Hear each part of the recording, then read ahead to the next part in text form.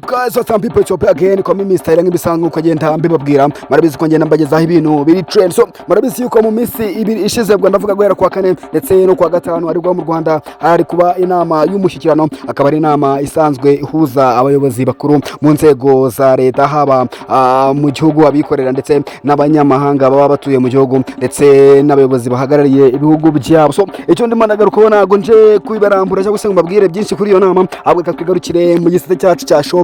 Murabizi dore yuko ngiyewe aricyo ngenda mba ngaruka. So ubita Bruce Melody rero ubwo yari muri iyo nama y'umushyikirano yaje kuba agenda agezaho ibintu bitandukanye cyangwa se asabira showbiz cyangwa se music industry muri rusange cyangwa se aba content creator muri rusange ibintu baba baribashije cyane, ariko byari byarabuze umuntu watanga icyo kibazo cyangwa se umuntu waza kuba asunika icyo gitekerezo kikaza kuba kigera ku bayobozi bakuru b'inzego. So ubita Bruce Melody rero ubwo yari mu mushyikirano, ubwo yari gutanga ikiganiro cye, baze kugenda bamubaza ibibazo bigiye byugarije cyangwa se bigaragara muri showbiz cyangwa se muri music industry muri rusange, maze ubita Bruce Melody agenda arushaho kubitangaho umucyo. Guys, murabizi rero ko mu minsi mike nyishize ku mbuga nkoranyambaga zo mu Rwanda hirya no hino haje kuba hakwirakwira inkuru cyangwa se amashusho y'umukobwa avugaga yuko urubyiruko rw'u Rwanda rukennye, maze mu kumusubiza cyangwa se mu kugenda benshi bagarukaho bagenda bavuga yuko ngo u Rwanda cyangwa se abanyarwanda muri rusange cyangwa se aba content creator baramutse imbuga nkoranyambaga bazibashije kuba babana ubuvugizi zikaza kuba zikorerwa icyo bita monetization cyangwa se uburyo bakorera amafaranga ku mbuga nkoranyambaga, aba urubyiruko rw'u Rwanda rwinshi rwabasha kubonamo amafaranga. So ubita Melody rero nawe yaje kuba abigaruka, amaze aza kuvuga ati aza kuba asaba umukuru w'igihugu yuko bafatwa ndetse bikaza kwihutishwa kugira ngo izo monetization zibashe kuba zakorwa ku mbuga nkoranyambaga, dore yuko ariho urubyiruko rwinshi ubu ngubu wisanga ariho bari ndetse bakoresha cyane, dore yuko abenshi babaye aba content creator. Ariyo mpamvu bavuga yuko biramutse bikemutse byaza kuba bitanga umusaruro ndetse no ku rubyiruko muri rusange bakaza kubana binjiza amafaranga. So ubita kandi yaje kuba bazwa ati ese kuko umuziki nk'umuntu winjiyemo kera nk'umuntu ukora ubona umuziki watunga umuntu cyangwa se wabona wavamo akazi akaza kuba akazi ku bantu benshi, maze ubita Bruce Melody ne kubasubiza ari imbere y'umukuru w'igihugu nabwo bati umuziki ubwawo ni akazi ndetse ugwatungamo abantu benshi, dore yuko mu bigaragara kandi abantu benshi bagenda baboneramo n'akaso. Ubita kandi Melody yaje kuba atanga urugero ku ndirimbo yaherutse gusohora bita Popopo, aza kuba avuga ati ni indirimbo nakuranye n'umuhanzi ukomoka mu gihugu cya Tanzania, akaba ari indirimbo igaragara neza, akaba ari indirimbo yashowemo amafaranga arenga miliyoni 100 z'amafaranga y'u Rwanda. Ati ntago washora hano ntago washoramo umushinga amafaranga arenga miliyoni 100 ngo nurangiza uvuge ngo umushinga ntago uzunguka. So nibigaragaza yuko kandi umuziki w'u Rwanda ngo umaze kugera ku rwego rwo hejuru. Ubita Bruce Melody kuba bigarukaho avuga yuko ngo ubu ngubu ahantu hose ageze cyangwa se ahantu hose ari kujya muri iyi minsi bisanga u Rwanda ruri kugenda rumenyekana. Aza kuba kandi asaba leta y'u Rwanda yuko bashyigikira umuziki ubwawo cyangwa se imiziki muri rusange ikaza kuba ijyanwa mu bukerarugendo, ngo dore yuko nabo umuziki ari mumwe mu bintu bigenda byerekana cyangwa se birushaho kugenda byimikanisha igihugu cy'u Rwanda. Yaje kuba atanga urugero ku ndirimbo ze ebyiri yakoze, haba indirimbo yaje kuba akora iyi ngiyi yita Popopo, aza kuba avuga yuko ngo hari agace kamwe ko mu Rwanda yagaragajemo ndetse aza kuba atanga no ku rugero ku ndirimbo bita Fudetwa,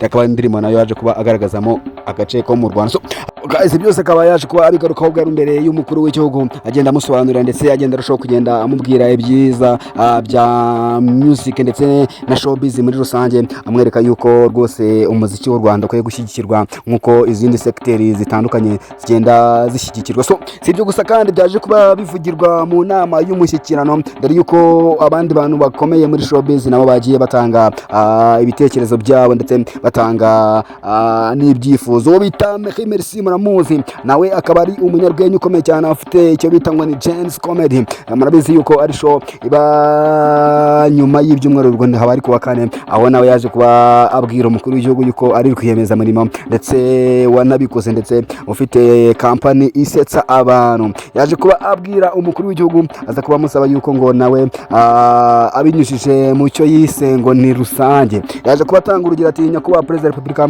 murabizi ko mu mujyi wa Kigali aba umuganda rusange, akaba inama y'abaturage ndange nkaba mbatumiye mu iseka rusange.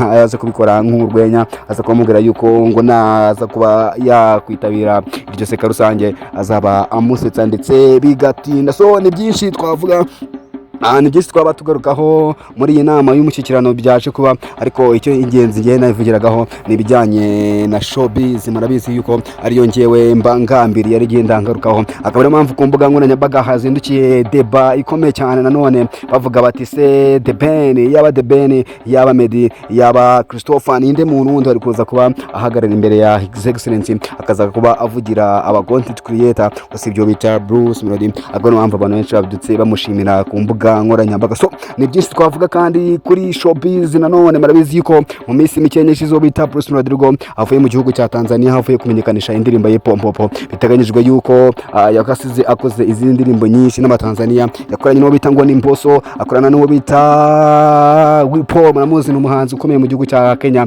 aza korana n'uwo bita Nandi, nawe ni umuhanzi ukomeye, aza kuba akorana kandi n'uwo bita Mario, akaba ari umuhanzi ukomeye mu gihugu cya Tanzania. Biteganyijwe yuko izi ndirimbo zose ziraza kuba ziri releasing cyangwa se zijya hanze mu minsi mike. So n'indirimbo bita yakoranye n'uwo bita ngo ni Wipo wo muri gihugu cya Tanzania, biteganyijwe yuko ku itariki 14 cyangwa se 13 iyo zabisiza icyo bita ngo ni Safe Hunt.